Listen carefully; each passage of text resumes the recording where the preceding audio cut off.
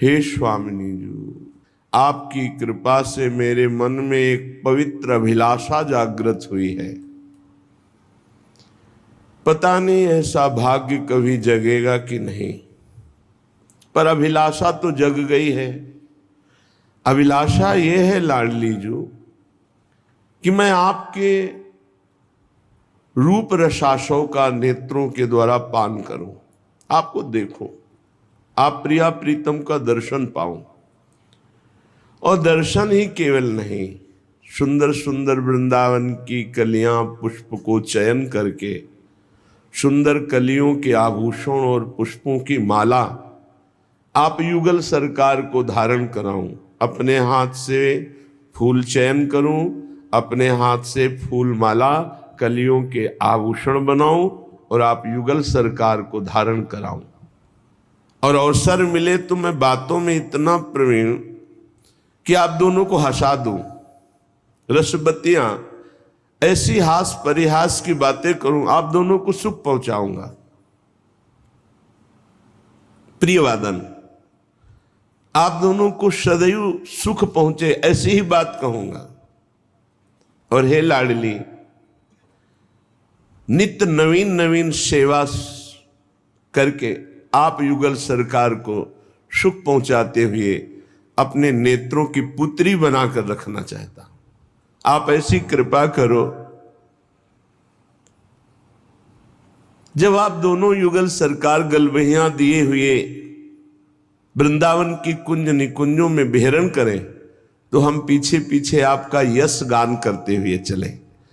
आप युगल सरकार जब वृंदावन की कुंज निकुंजों में विहरण कर रहे हो, फिर हम पीछे पीछे मधुर गान आप युगल सरकार का कर रहे। इतने में सखियों ने अद्भुत संगीत वादन किया, आप दोनों रास कर रहे। वृंदावन की मयूर मंडली आकर आपके साथ नृत्य कर रही, हंस मंडली, और मैं इस सुख को देख रही हूं। आपकी कंकन किंकिनी नूपुर ध्वनि से मिलकर सब वाद्य बज रहे। ऐसे सुख में तन मन प्राण करोड़ों हो तो न्यौछावर कर दे। प्रियाजू, आप कृपा करो, मेरी अभिलाषा की पूर्णता होनी चाहिए। मैं आपको देखूं, आपके श्री अंगों की सेवा का अधिकार पाऊं, आपके रास विलास में प्रवेश पाऊं। आप ऐसी कृपा कीजिए। श्रीपाद प्रबोधानंद जी महाराज कह रहे हैं कि मुझे राधा चरणारविंद की शरणागति मिल गई ना, अब मुझे कोई परवाह नहीं, मैं कभी शिथिल नहीं हो सकता, चाहे नरक जैसा भयंकर कष्ट दिया जाए। क्यों? क्योंकि मन तो राधा चरणारविंद के सुख में डूब रहा है, तो अब शरीर के दुख सुख की कौन परवाह करे। मैं किसी ईश्वर से कृपा की याचना नहीं करूंगा, उससे दया की भीख नहीं मांगूंगा। क्यों? क्योंकि मुझे प्यारी जू के चरणों का आश्रय मिल गया, जहां ईश्वरों की भी ईश्वर रसघन मोहन मूर्तिम विचित्र केलि महोत्सवोल्लसितम राधा चरण विलोडित रुचिर शिखंडम हरिम बंदे। मेरी लालसा, ये देखो कोई महान पुरुष ही बोल सकता है, इतनी पुष्ट हो चुकी है राधा चरणारविंद में, ना भवेत शिथिलता, आप किसी भी कारण से शिथिल नहीं हो सकती। स्वामिनी जी के चरणारविंद से अजस्र प्रेम की धारा अपने शरणागतों के हृदय में प्रवाहित होती रहती है। चलते हैं, श्रीमद् भागवत महापुराण प्रसंग चल रहा है। सर्वलोक महेश्वर भगवान श्री कृष्ण द्वारिका के लिए प्रस्थान करने को उद्यत है। इतने में महाभाग्यमयी भगवत भक्ति का स्वरूप साक्षात माता कुंती जी आती हैं और प्रभु से हाथ जोड़ करके विनय करती हैं। जब प्रभु द्वारिका के लिए प्रस्थान करना चाहते हैं, प्रभु आपको नमस्कार है, नमस्कार है। हे श्री कृष्ण, हे वासुदेव, हे देवकी नंदन, हे नंद गोप के लाडले लाल, हे गोविंद, हमारा बारंबार प्रणाम स्वीकार करें। जगत गुरु, मैं आपसे एक वरदान चाहती हूं। क्या? हमारे जीवन में कदम कदम पे भारी विपत्तियां आती रहे, ऐसी कृपा कर दो। मैंने जब जब विपत्ति आई तब आपको अपनी तरफ भागते हुए देखा है। डरना मत, अभय व्रत किए हुए मेरी तरफ भागते हुए आए। आज विपत्ति खत्म हुई तो पीठ करके द्वारिका जा रहे हो। मुझे नहीं चाहिए ऐसी संपत्ति, मुझे कदम कदम पर विपत्ति चाहिए जिससे आपका दर्शन होता है।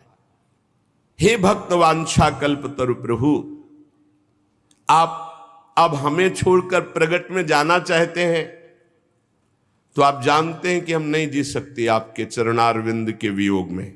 माता कुंती कह रही, किसी को और कोई सहारा हो, कोई सुख हो, लेकिन मेरा सुख तो आप हैं, मेरे सहारा तो आप हैं। प्रभु, मुझे और किसी का कोई आश्रय नहीं, कोई बल नहीं, सिर्फ आपका। जैसे जीव के बिना इंद्रियां शक्तिहीन हो जाती हैं, वैसे आपके बिना हम, हमारे पुत्र पांडव, इनका कोई अस्तित्व नहीं। इनका अस्तित्व ही आप श्री कृष्ण हो। गोविंद, आप चराचर के गुरु हैं, बस मेरी मति आप में लगी रहे। आपको नमस्कार करती हूं, ऐसी कृपा करो। भगवान तब तक शांत भाव से खड़े हैं जब तक माता कुंती जी ने विनय की। सूत जी महाराज कहते, इस प्रकार कुंती ने बड़े मधुर शब्दों में भगवान की अधिकांश लीलाओं का वर्णन करते हुए स्तुति की।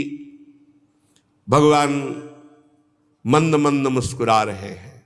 बड़ी अद्भुत शोभा होती है जब भगवान मंद मंद मुस्कुराते हुए अपने जन पर कृपा करते हैं। भगवान ने कुंती जी से कहा, अच्छा ठीक है, कुछ समय के लिए द्वारिका जाना स्थगित करते हैं, और पुनः लौट आए। फिर सुभद्रा आदि देवियों से मिलकर के महाराज युधिष्ठिर के समीप, युधिष्ठिर जी को देखा, अब भी वो शोक मग्न है। भगवान अंतर बात जानने वाले भगवान श्री कृष्ण द्वैपायन व्यास जी से कहा, इनको समझाओ, ये क्यों शोक मग्न है युधिष्ठिर जी। भगवान व्यास देव जी ने समझाया और ऋषियों ने समझाया, भगवान श्री कृष्ण ने भी समझाने की कोशिश की, पर युधिष्ठिर को समझ में नहीं आया। भला भगवान समझाना चाहे, भगवान व्यास देव जी समझाना चाहे, समझ में ना आवे। क्यों? क्योंकि भगवान कुछ और करना चाहते हैं, इसीलिए समझ में नहीं आ रहा। बार बार युधिष्ठिर जी कह रहे हैं, मैं कितना ज्ञानी हूं, सियार कुत्तों के हार इस शरीर पर आत्मभाव करके मैंने कितना बड़ा विनाश करवा दिया। 18 छोड़ी सेना महाभारत में, 11 कौरव पक्ष में और 7 पांडव पक्ष में। मुझे संतोष नहीं हो रहा आप सबके समझाने पर। भगवान मुस्कुराए, कहा, अच्छा चलो रथ तैयार करो। कहां के लिए प्रभु आज्ञा है? ले चलो, हमारे साथ चलो। और जहां सरसैया पर भीष्म पितामह पड़े हुए थे, स्वर्ण जटित रथों पर अच्छे अच्छे घोड़े जुते, आगे आगे भगवान श्री कृष्णचंद्र जी, फिर युधिष्ठिर जी, ऐसे सबका रथ क्रम आए। वहां जाके देखा तो मानो स्वयं सूर्य तेजोमय बाणों की सैया पर पड़े हुए, ऐसे भीष्म पितामह बाणों की सैया पर। सब जाकर के चरणों में प्रणाम किया। सब ऋषियों आसपास मंडलाकार बैठे। भगवान श्री कृष्णचंद्र जी समीप पहुंचे।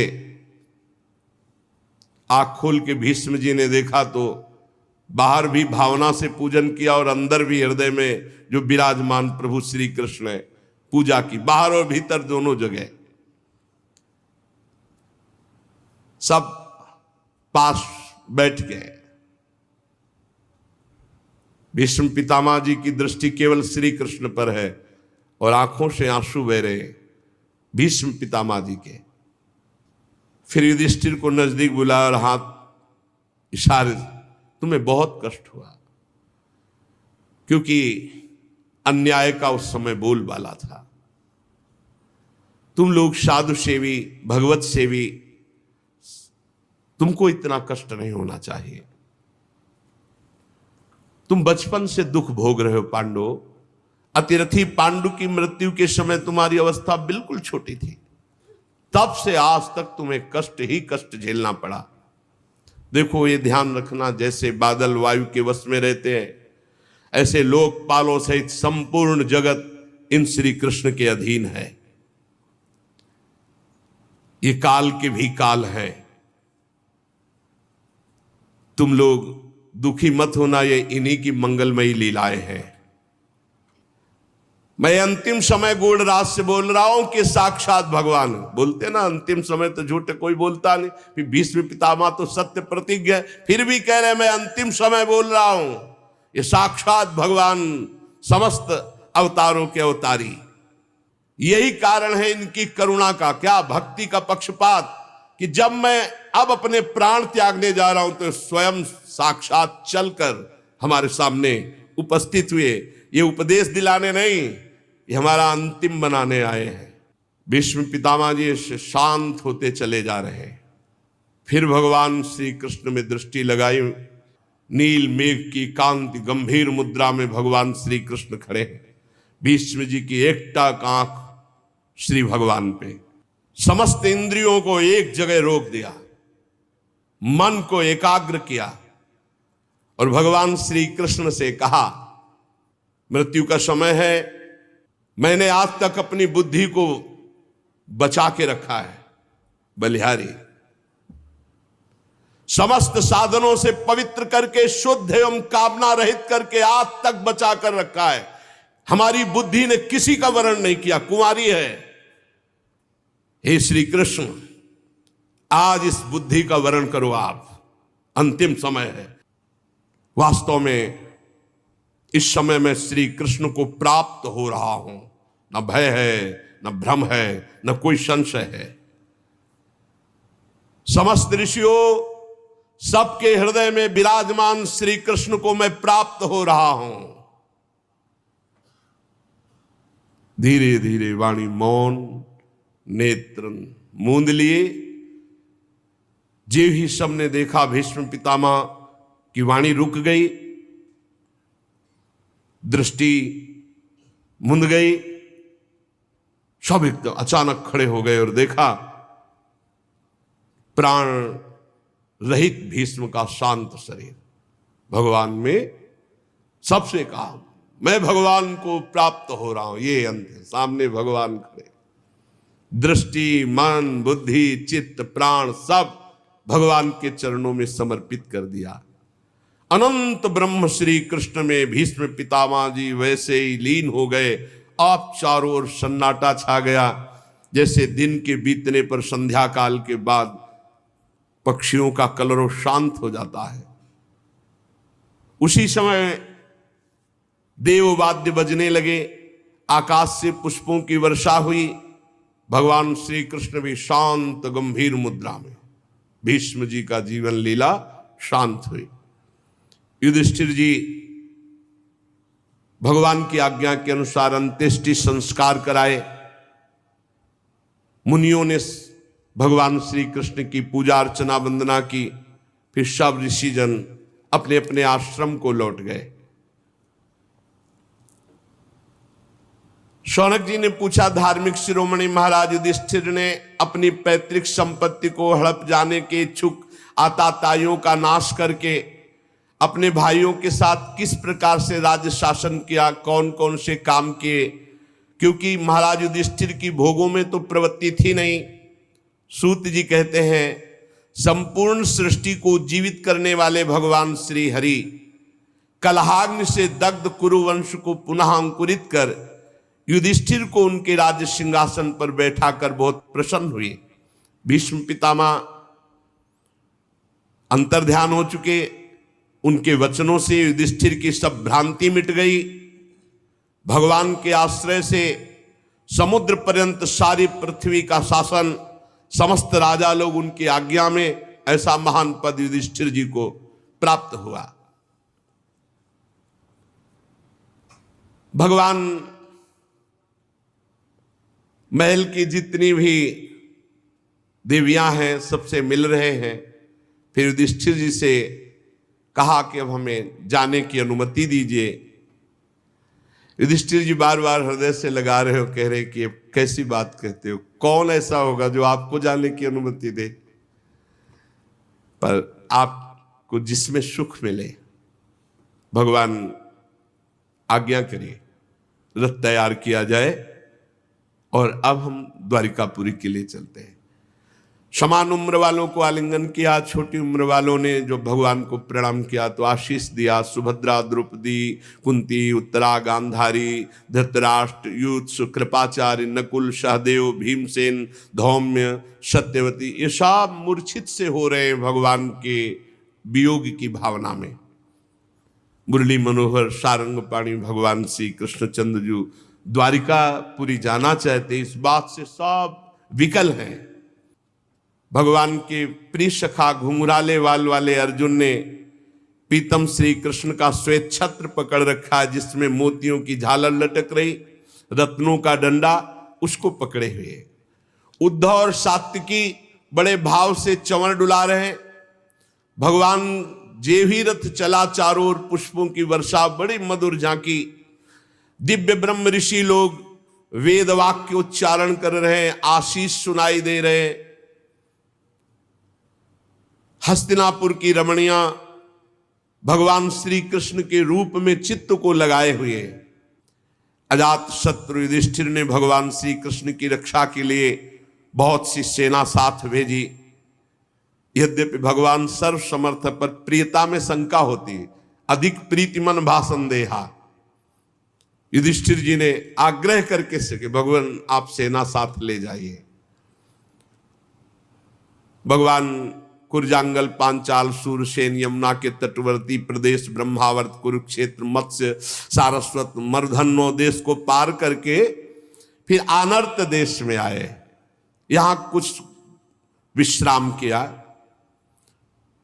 जलाशय समीप था, संध्या वंदन किया। फिर आनर्त देश में पहुंचे। वहां के लोगों ने जो ही सुना कि भगवान पधार रहे, द्वारिकापुरी के लोग, पांचजन्य शंख भगवान ने सबको आनंदित करने के लिए बजाया। सारी प्रजा भागी भगवान श्री कृष्ण के दर्शन के लिए। भगवान श्री कृष्ण आत्मा राम है, वह अपने आत्मलाभ से सदा सर्वदा परिपूर्ण है। सब आकर के भगवान की तरफ कोई पुष्प अर्पित कर रहा है, कोई बोल रहा है, कोई देख कर केवल आंसू बहा रहा है। जैसा जैसा सबको भगवान सुख पहुंचा रहे हैं। हाथ जोड़ करके द्वारिकावासी भगवान से कहते, स्वामिन हम आपके वियोग में कितने व्याकुल थे। हमारे प्राण तो सदैव आपके चरण कमलों में बसते हैं। ये चरण कमल भगवान ब्रह्मा, शंकर, इंद्र आदि सब इनकी वंदना करते हैं। जो इन चरणों की शरण ले लेता है, समर्थ काल एक बाल बांका तक नहीं कर सकता। भगवान कृपामयी दृष्टि से सबकी तरफ देख रहे, बड़ा अनुग्रह वर्षा करते हुए द्वारिका में प्रवेश किया। मंगल शकुन गजराज को आगे करके स्वस्त्यन पाठ करते हुए सब श्रेष्ठ श्रेष्ठ यदुवंशी भगवान का स्वागत किए। भगवान सबसे अलग अलग यथा योग्य मिले। बालक वृद्ध सब भगवान सबसे मिले। शौनक जी ने कहा, सूत जी अभी पीछे आपने बताया था कि अश्वत्थामा ने ब्रह्मास्त्र चलाया था उत्तरा के गर्भ में, तो ब्रह्मास्त्र का प्रभाव और गर्भस्थ शिशु बच जाना, यह कैसे हो सकता है? गर्भ में महान ज्ञानी महात्मा परीक्षित जी थे, तो हमें लगता है कि भगवान ने ही उस समय स्वयं रक्षा की होगी, क्योंकि ब्रह्मास्त्र से बचना संभव है। फिर दूसरी बात मेरी और प्रश्न बन रहा है कि परीक्षित जैसे धर्मात्मा से कोई अपराध बन जाना, उनके लिए साप होना, श्री सुखदेव जी का ज्ञानोपदेश करना, हम पूरा प्रसंग सुनना चाहते हैं। सूत जी ने कहा, धर्मराज युधिष्ठिर अपनी प्रजा को प्रसन्न रखते हुए पिता के समान उसका पालन करने लगे। वो भोगों से निष्प्रिय होकर निरंतर भगवत स्मरण परायण होते हुए राज्य पालन करते, अतुल संपत्ति, बड़े बड़े यज्ञ करके भगवान की आराधना करते। जम्बूद्वीप के स्वामी, स्वर्ग तक उनका यश, क्या कमी थी महाराज युधिष्ठिर के पास।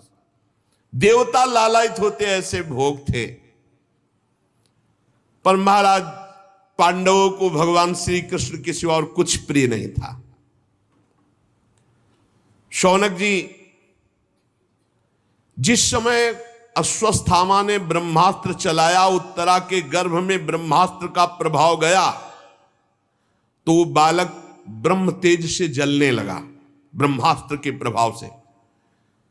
पर उस समय उस बालक ने देखा कि श्याम वर्ण एक तेजस्वी ज्योतिर्मय पुरुष आसपास उसके ऐसे घूम रहा है और ब्रह्म तेज बाहर आसपास।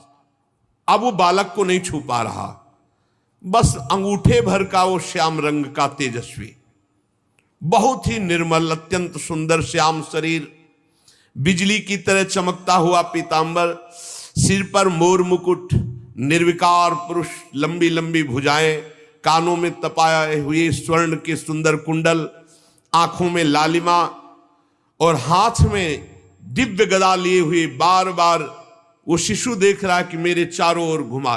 तो कौमुदकी गदा के प्रभाव से गर्भस्थ शिशु में ब्रह्मास्त्र का प्रभाव नहीं पड़ पाया। गर्भस्थ शिशु सोचने लगा, ये कौन है।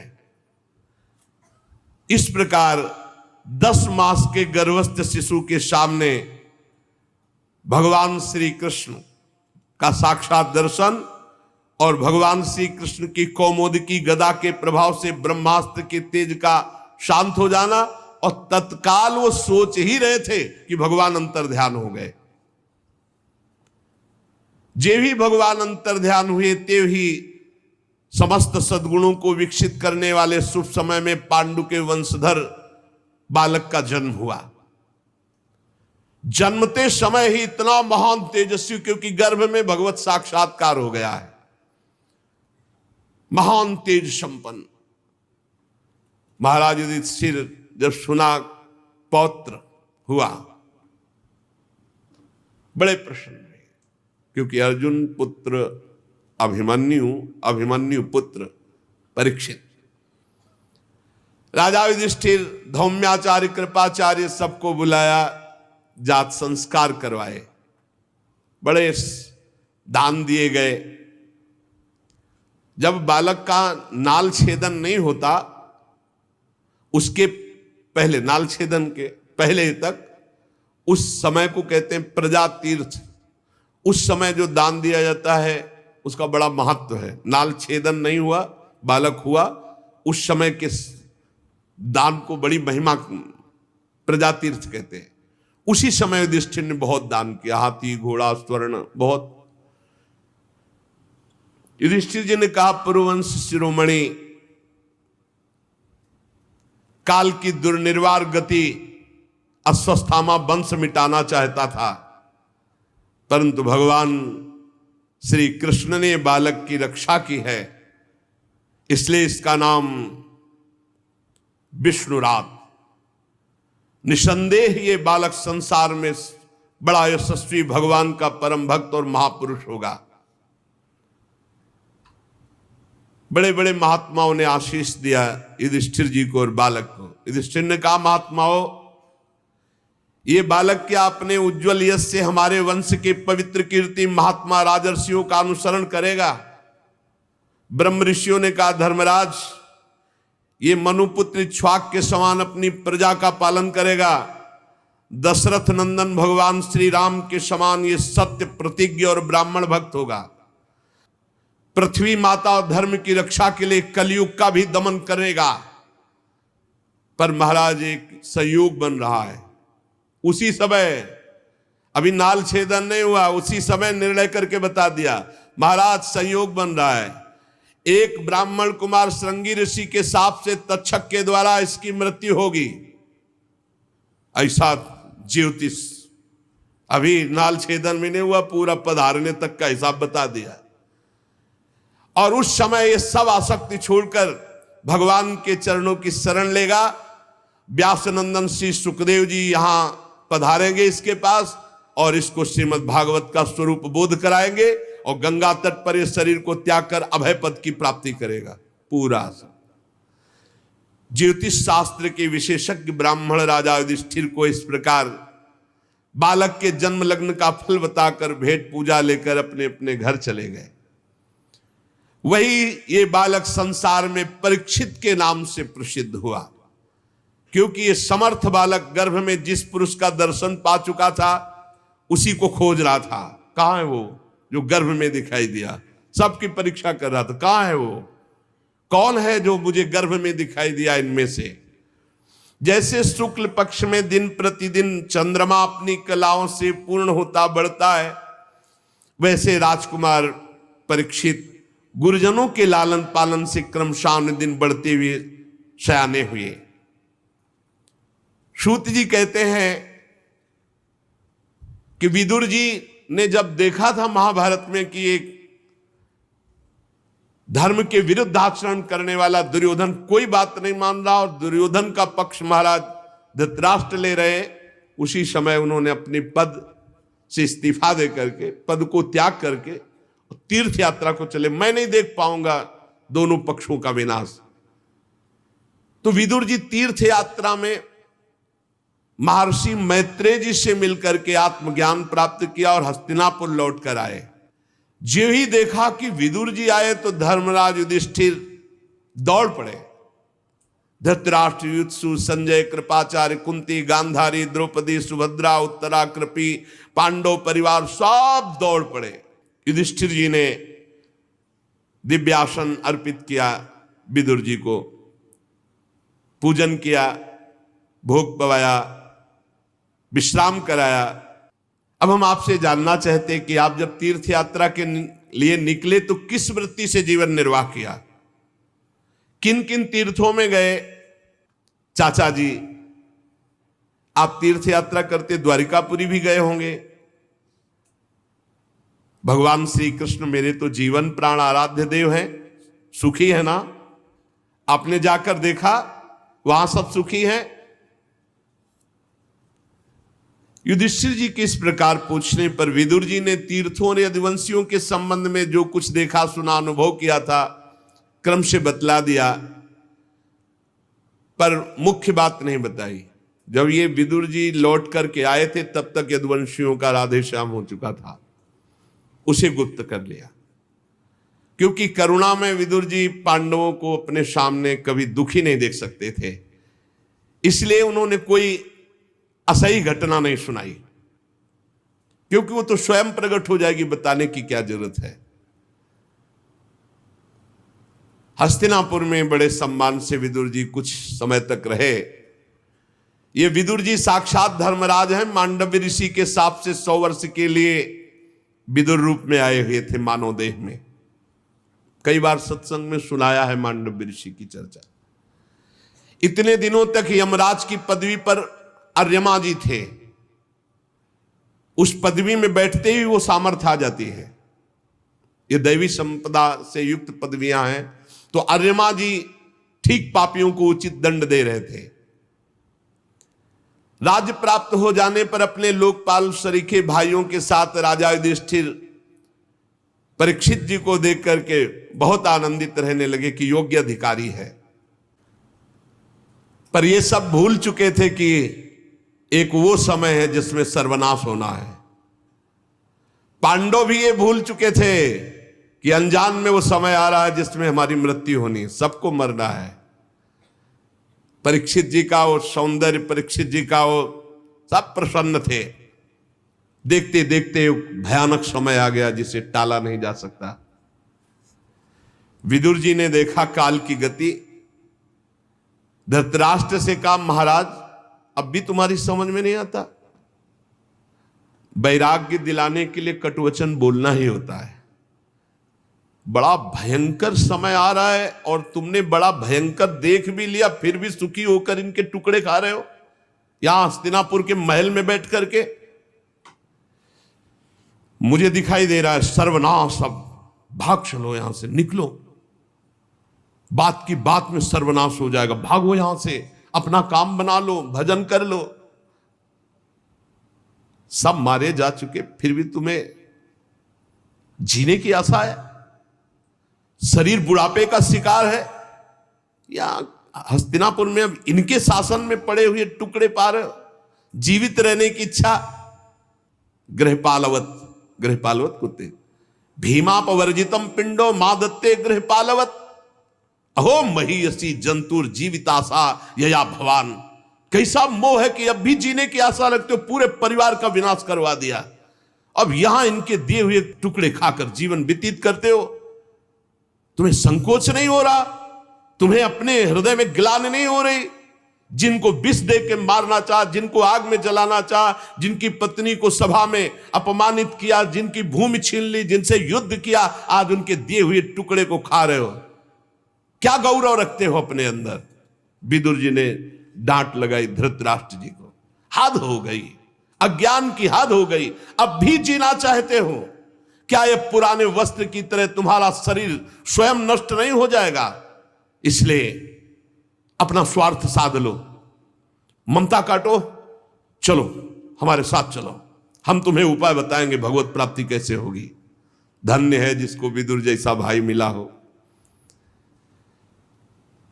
चाहे अपनी समझ से या दूसरों के समझाने से समझ लो, अंतिम में तुम मरोगे, तुम्हारे साथ कुछ नहीं होगा, इसलिए भजन कर लो तो तुम्हारा कल्याण हो जाएगा। अंतःकरण को वश में करो, निकलो। जो आगे होने वाला है वो तुम देख नहीं रहे, मैं देख रहा हूं, चलो हमारे साथ। विदुर जी ने धृतराष्ट्र को उत्तराखंड की तरफ, छोटे भाई विदुर जी अंधे राजा धृतराष्ट्र को उनके दिखाए हुए मार्ग से धृतराष्ट्र चल पड़े। जब गांधारी जी ने देखा कि पतिदेव अंतिम यात्रा है, अब लौटना नहीं है, तो जो सन्यासियों को सुख देता है, वीर पुरुषों को लड़ाई के मैदान में अपने शत्रु के द्वारा किए हुए न्यायोचित प्रहार से होता है, वैसा ही पतिव्रता पत्नी को महासुख होता है पति के साथ कष्ट सहने में। उनके पीछे चल दिया। अजात शत्रु युधिष्ठिर प्रातः काल नियम बनाए थे अपने बुजुर्गों को प्रणाम करने का। जो राजमहल में गए, धृतराष्ट्र, विदुर जी, गांधारी, कोई नहीं दिखाई दी। बड़े उद्विग्न चित्त संजय से पूछा, संजय कहां गए मेरे वृद्ध पिता, कहां गए मेरे चाचा जो विदुर जी, कहां गई माता गांधारी? क्या ऐसा तो नहीं कि मंदबुद्धि से मेरे से कोई अपराध बन गया और वो शंका करके चले गए हो? रुदन करने लगे युधिष्ठिर जी। सूत जी कहते, संजय अपने स्वामी धृतराष्ट्र को न पाकर स्नेह विकलता में बहुत कुछ उत्तर नहीं दिया। फिर धीरे धीरे चित्त को स्थिर किया और हाथों से आंसू पोंछते हुए कहा, मैंने खो दिया अपने महाराज को। धृतराष्ट्र, संजय बहुत प्यार करते थे धृतराष्ट्र जी को। कुरुनंदन, अब वो कभी नहीं मिलेंगे। तुम्हारे चाचा और गांधारी महाराज, इनके संकल्प का तो मुझे पता नहीं, लेकिन मैं ठगा गया, वो मुझे छोड़कर चले गए। इस तरह वार्ता ही हो रही थी कि त्रिकालज्ञ देवर्षि नारद जी पधारे।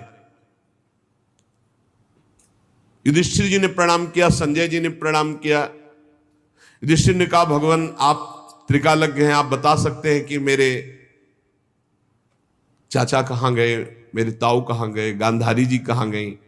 मैं बहुत व्याकुल हूं, क्या मेरे से कोई अपराध बन गया कि मुझे छोड़कर चले गए? शायद हो सकता है मैं मोह के कारण ऐसा कोई कार्य हो कर दिया हो जिसके कारण उनको ऐसा लगा हो मेरे में संशय और वो छोड़कर चल दिए। मैं बहुत दीन दुखी हूं, मेरे परिजन कैसे मेरे बिना रहेंगे? देवर्षि नारद जी उनको समझा रहे, पांच भौतिक शरीर है, इससे प्यार मत करो, ये काल कर्म गुणों के वश में है। जैसे अजगर के मुंह में पड़ा हुआ एक झटके में अंदर चला जाएगा, ऐसे काल हर शरीर को ग्रसित किए हुए है। हाथ वालों के बिना हाथ वाले, चार पैर वाले पशुओं के बिना पैर वाले, तृण आदि, उनमें भी बड़े जीवों के छोटे जीव, ये सब एक दूसरे के आहार हैं। जीवे जीव आहार, जीव बिना जीवे नहीं, पर जो निर्णय किया गया उतना ही आहार करो। जैसे अपने लोग ये सब्जियां पाते हैं, गेहूं आदि, इनमें भी जीव है वैसे ही, लेकिन हम जितना शास्त्र आज्ञा उतना ही पाएंगे, उसके विरुद्ध जीव हत्या करेंगे तो पाप लगेगा। सब जीव से ही जीव जीवित है, घास में भी जीव है। इन समस्त जीवों के बाहर भीतर एकमात्र स्वयं प्रकाश भगवान विराजमान है। युधिष्ठिर, तुम उन्हीं को देखो, इन शरीरों को नहीं। महाराज, समस्त प्राणियों के जीवन दान देने वाले भगवान इस समय पृथ्वी तल पर देवद्रोहियों का नाश करके काल रूप से विराजमान हुए थे। वो अपना कार्य पूरा कर चुके, बस थोड़ा सा कार्य और रह गया है तुम लोगों का। तुम लोगों के भी अंतर ध्यान का समय आ रहा है। धर्मराज, मैं देख रहा हूं जिनके लिए तुम विकल हो रहे हो, हिमालय के दक्षिण भाग में जहां सप्तऋषि प्रसन्नता के लिए गंगा जी ने अलग अलग 7 धाराओं के रूप में अपने को विभक्त कर दिया, सप्त स्रोत कहते हैं, वहां ले गए हैं विदुर जी धृतराष्ट्र और गांधारी को। त्रिकाल स्नान करवाते हैं, विधि पूर्वक अग्निहोत्र कराते हैं, और सारी कामनाओं को शांत करके केवल जल का पान करवा के और उनको बैठाल दिया है। विदुर जी के प्रभाव से इस समय धृतराष्ट्र और गांधारी ठूंठ की तरह अपने शरीर को शांत करके बैठ गए हैं। 5वें दिन आज के उनके शरीर में आग लग जाएगी, दोनों भस्म हो जाएंगे। पर्णकुटी सहित दोनों के शरीर भस्म हो जाएंगे, गांधारी जी का भी, धृतराष्ट्र का भी। विदुर जी अपने सामने अपने भाई को मोक्ष प्रदान करके, धृतराष्ट्र को और गांधारी को, पुनः तीर्थ सेवन के लिए चले जाएंगे। आप लोग शोक मत करो, मैं त्रिकालज्ञ हूं, देखकर बता रहा हूं। नारद जी बताकर चले गए। बड़ा विचित्र खेल है, इस संसार से सबको जाला है, कुछ साथ नहीं जाएगा। चाहे जितना लड़ाई झगड़ा करके राज्य एकत्रित कर लो, चाहे रुपया एकत्रित, बड़ा समय बलवान है, सब दिन होत ना एक समान। इसलिए भाई, अपने कर्तव्य का पालन करते हुए नाम जप कर लो। जितना नाम जप करोगे, परोपकार करोगे, धर्म पूर्वक चलोगे, वही तुम्हारे साथ जाएगा। अन्यथा यहां से बड़े बड़ों को जाना पड़ा, पछता कर जाना पड़ा। यहां रुकना नहीं, इसका नाम मृत्यु लोक है। खूब नाम जप करो, भगवत सेवा शेष चर्चा आगे। श्री राधा वल्लभ लाल की।